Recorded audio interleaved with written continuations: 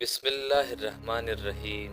بیان کیا جاتا ہے کہ بنی اسرائیل میں ایک شخص تھا جس کی بیوی نہایت حسین تھی، جس پر وہ اسرائیلی فرشتہ تھا۔ جب اس عورت کا انتقال ہو گیا تو اس اسرائیلی کو بڑا دکھ ہوا اور ایک مدت تک وہ اس عورت کی قبر پر بیٹھا روتا رہا۔ اتفاقاً حضرت عیسیٰ علیہ السلام کا ادھر سے گزر ہوا تو انہوں نے اس اسرائیلی کو پریشان حال دیکھ کر اس کا سبب معلوم کیا۔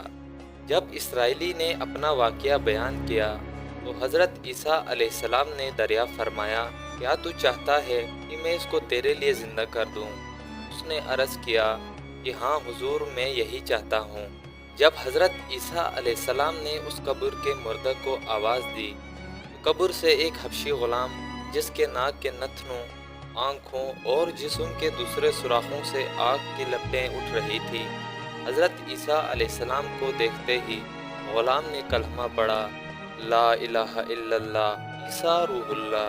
اسرائیلی نے یہ دیکھ کر عرض کیا، حضور، مجھ سے غلطی ہو گئی، میری بیوی کی تو قبر دوسری ہے۔ یہ سن کر حضرت عیسیٰ علیہ السلام نے حبشی کو حکم دیا کہ تم اپنی قبر میں واپس ہو جاؤ۔ چنانچہ وہ مردہ ہو کر گر گیا اور اس کی قبر کو مٹی سے چھپا دیا گیا۔ پھر حضرت عیسیٰ علیہ السلام نے اس دوسری قبر کی جانب توجہ فرمائی اور حکم دیا کہ اے صاحب قبر، اللہ کے حکم سے زندہ ہو جا۔ چنانچہ قبر پھٹی اور اس قبر سے ایک عورت سرد سے گرد جھاڑتی ہوئی باہر آ گئی، جس کو دیکھ کر اسرائیلی بولا کہ یا روح اللہ، میری بیوی یہی ہے۔ اور حضرت عیسیٰ علیہ السلام کے حکم سے وہ اسرائیلی اپنی بیوی کو ہمراہ لے کر واپس ہونے لگا، مگر عرصہ سے جاگا ہوا تھا، اس لیے اس پر نیند کا غلبہ ہو گیا اور اس نے بیوی سے کہا کہ تیری قبر پر گریہ وزاری اور بیداری نے مجھے ہلاک کر دیا ہے، اس لیے میں چاہتا ہوں کہ کچھ دیر آرام کر لوں۔ بیوی کہنے لگی، آپ آرام کر لیجئے۔ چنانچہ وہ اسرائیلی بیوی کے زانوں پر سر رکھ کر سو گیا۔ اتنے میں ایک گھوڑے پر سوار ایک شہزادے کا ادھر سے گزر ہوا جو اپنے زمانے کا یکتا حسین تھا۔ اس کو دیکھ کر اسرائیلی کی بیوی اس پر فریفتہ ہو گئی اور اس کا دل قابو میں نہ رہا۔ اس نے شوہر کا سر زانوں سے نیچے رکھا، شہزادے کے سامنے جا کھڑی ہوئی۔ ادھر جیسے ہی شہزادے کی نظر اس پر پڑی، وہ بھی اس کو دیکھ کر اس پر فریفتہ ہو گیا اور عورت کی خواہش پر اس کو اپنے گھوڑے پر بٹھا کر لے گیا۔ چنانچہ اس کے شوہر نے بیدار ہو کر جب اپنی بیوی کو نہ پایا تو نہایت پریشان ہوا اور اس کے ملنے کی تدبیر سوچنے لگا۔ سوچتے سوچتے آخر اس کے نشان قدم پر چل کر اپنی بیوی کو تلاش کر لیا، جو شہزادے کے پاس پہنچ چکی تھی۔ اس کو دیکھ کر اسرائیلی نے شہزادے سے عرض کیا، یہ میری بیوی ہے، آپ اس کو چھوڑ دیجئے۔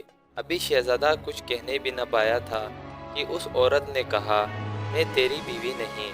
یہ سن کر شہزادہ اسرائیلی سے کہنے لگا، کیا مجھ سے میری لونڈی کو لینا چاہتا ہے؟ اس نے کہا، خدا کی قسم، یہ میری بیوی ہے جس کو میرے سردار حضرت عیسیٰ علیہ السلام نے مرنے کے بعد میرے لیے زندہ کیا ہے۔ ابھی یہ گفتگو ہو رہی تھی کہ اتفاقاً حضرت عیسیٰ علیہ السلام بھی وہاں تشریف لے آئے، جن کو دیکھ کر اسرائیلی کہنے لگا، یا روح اللہ، کیا یہ میری وہ بیوی نہیں ہے جس کو آپ نے میرے لیے زندہ کیا ہے؟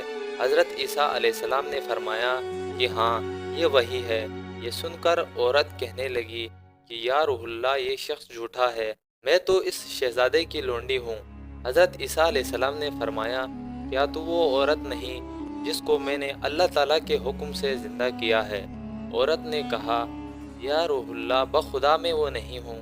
اس کے بعد حضرت عیسیٰ علیہ السلام نے فرمایا، جو جان خدا کے حکم سے میں نے تجھے دی ہے اس کو واپس کر دے۔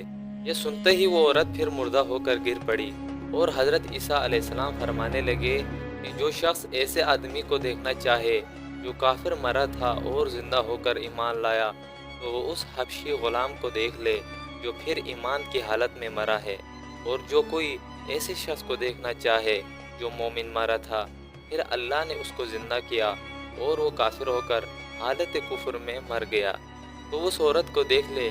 اس واقعے کو دیکھ کر اسرائیلی نے قسم کھائی، اب کبھی نکاح نہ کروں گا، اور میدانوں کی طرف نکل گیا جہاں اللہ تعالیٰ کی عبادت میں مصروف رہ کر اسے موت آ گئی۔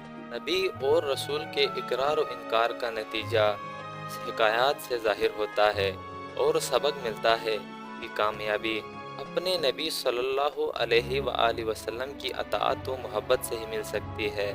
چنانچہ ہمیں بھی چاہیے کہ ہر حال میں اپنے نبی کی اطاعت کو سامنے رکھیں، چاہے دل مانے یا نہ مانے، لیکن نبی کریم کے طریقوں کو لازمی اپنایا جائے۔